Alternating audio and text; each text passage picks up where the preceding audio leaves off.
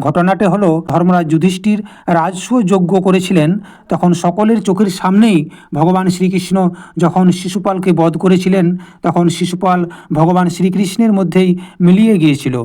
সেখানে দেবর্ষি নারদজিও উপস্থিত ছিলেন। এইসব দেখার পর দেবর্ষি নারদজিকে ধর্মরাজ বললেন, এই তো বড় বিচিত্র ঘটনা। পরম তত্ত্ব ভগবান শ্রীকৃষ্ণের মধ্যে মিলিয়ে যাওয়া বড় বড় অনন্য ভক্তদেরও জন্য দুর্লভ।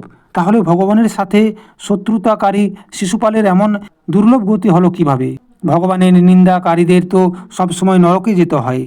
প্রাচীনকালে ভগবানের নিন্দা করার কারণে রাজা বেনকেও নরকে যেতে হয়েছিল। তাহলে দমঘোষের পুত্র শিশুপালের এমন সদ্গতি হলো কিভাবে?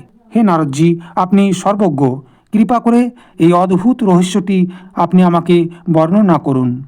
তখন দেবর্ষি নারদজি খুব খুশি হলেন এবং তিনি খুশি হয়ে যুধিষ্ঠিরকে বললেন, কল্পনা প্রকৃতি এবং পুরুষের ঠিক ঠিক বিবেক না হওয়ার কারণেই নিন্দা, স্তুতি, সৎকার ও তিরস্কার এগুলি এই শরীরের দ্বারাই হয়।